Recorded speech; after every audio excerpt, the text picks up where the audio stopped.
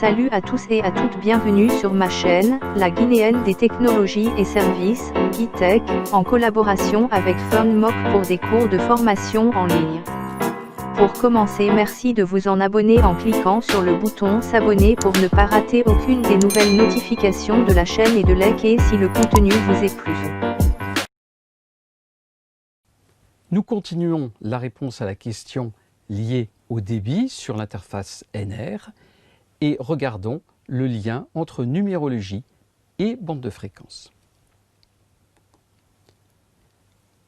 Une numérologie correspond à une largeur de bande pour une sous-porteuse ou de façon équivalente à l'intervalle entre deux sous-porteuses successives dans l'espace des fréquences. Il faut bien être conscient que pour une largeur de bande de sous-porteuse, un delta F, la durée du symbole est inversement proportionnelle à delta F, est égale à 1 sur delta F.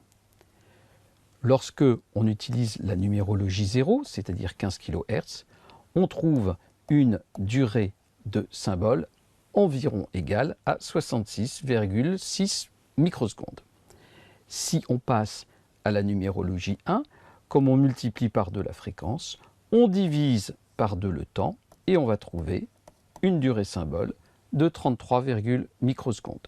Si on passe à la numérologie 2, on va encore diviser par 2 pour trouver à peu près 16,6 microsecondes.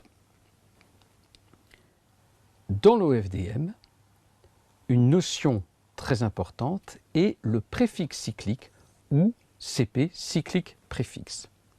Il consiste à recopier la fin d'un symbole au début.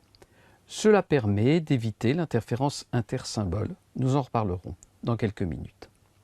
Le choix qui a été fait par le 3GPP, c'est de garder un ratio constant entre la durée du préfixe cyclique et la durée du symbole.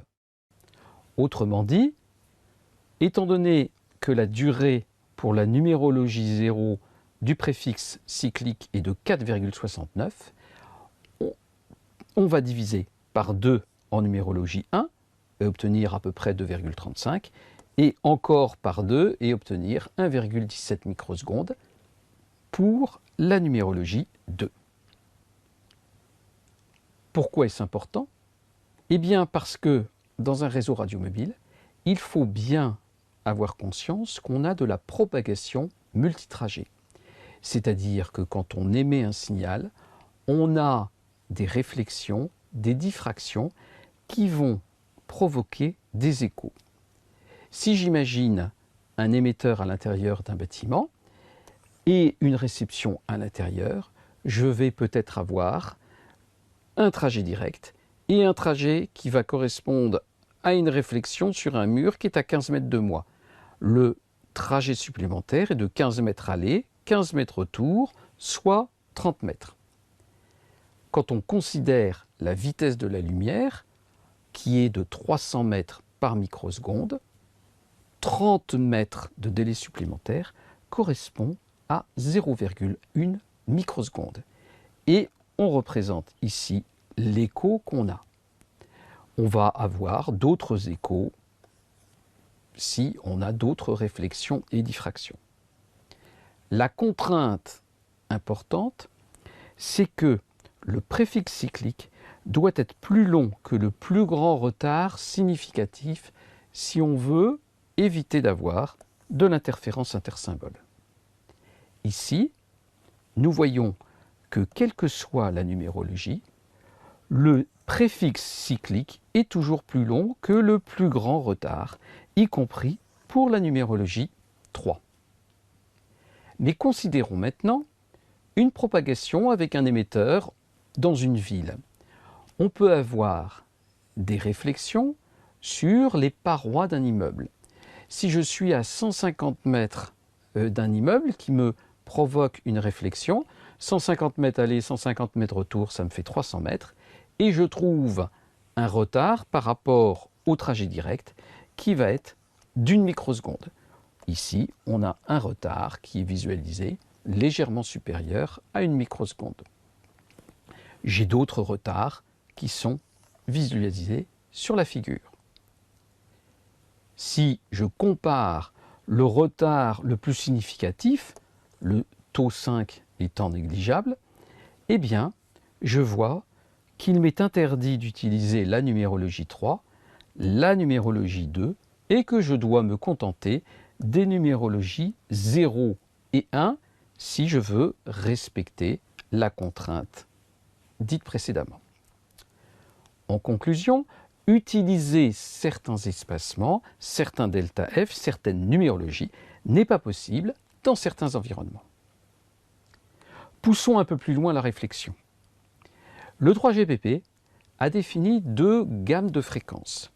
Les fréquences dites basses, 450 MHz à 6 GHz, et les bandes de fréquences hautes de 24,25 GHz à 52,6 GHz. Plus la fréquence de transmission est haute, plus l'affaiblissement pour une distance donnée est grand. Cela signifie que les ondes se propagent moins bien à haute fréquence. Donc, on va faire en général des petites cellules dans les bandes 24 à 52 GHz et on ne peut faire des moyennes à des grandes cellules que dans les bandes dites basses. Si je relie ça aux propriétés de numérologie que j'ai vues, on en déduit la conclusion suivante.